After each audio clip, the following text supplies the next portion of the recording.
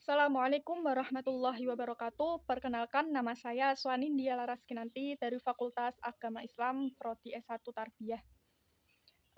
Dengan NIM 315021000111. Di sini saya akan mengerjakan tugas UAS yang ditampu dengan dosen Bu Aida, yaitu mereview kerangka artikel yang sudah saya buat. Mengenai kerangka artikel yang bertema bahasa Indonesia dan yang berjudul penggunaan bahasa gaul di kalangan mahasiswa. Saya akan menjelaskan kerangka yang sudah saya buat. Yang pertama, terdapat abstrak. Abstrak sebagai rangkuman kerangka artikel yang saya buat. Di sini terdapat penjelasan, dampak, dan lain-lain sebagainya, dan juga tertulis metode yang saya gunakan dan tujuan kerangka, dan terdapat tujuan penelitian yang saya lakukan. Di sini juga terdapat kata kunci. Kata kuncinya adalah bahasa Indonesia, gaul, dan penggunaan. Selanjutnya terdapat pendahuluan. Pendahuluan tersendiri adalah bagian awal yang menyatakan maksud dan tujuan penulisan ini. Di dalam pendahuluan saya terdapat pengertian bahasa. Bahasa merupakan hal yang sangat penting bagi manusia, karena bahasa merupakan sarana berkomunikasi dengan sesama.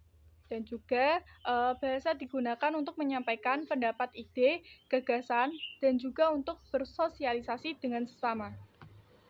Selanjutnya di pendahuluan juga terdapat pengertian bahasa gaul. Bahasa gaul merupakan bahasa yang digunakan anak-anak remaja zaman sekarang untuk berkomunikasi karena bahasa gaul dianggap lebih bagus dan menarik.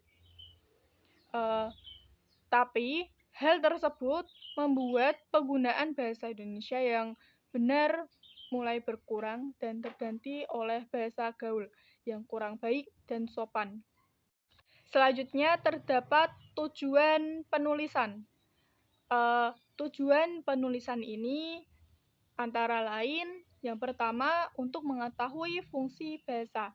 Yang kedua, untuk mengetahui pengaruh penggunaan bahasa gaul terhadap eksistensi bahasa Indonesia dan kalangan mahasiswa. Yang ketiga, untuk mengetahui cara mengatasi perkembangan dan pemakaian bahasa gaul terhadap mahasiswa.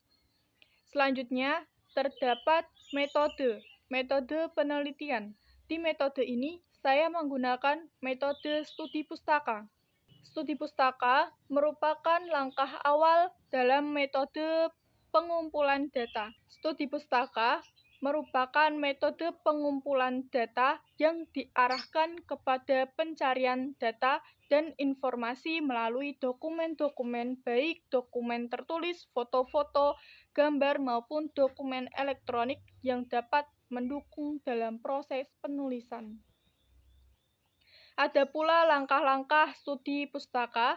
Yang pertama, mengetahui dan mencari tahu jenis pustaka yang dibutuhkan. Yang kedua, membaca jenis pustaka yang sudah ditentukan. Yang ketiga, melakukan pengkajian. Yang keempat, menyajikan hasil studi pustaka. Selanjutnya, terdapat hasil penelitian. Hasil penelitian saya terdiri dari fungsi bahasa.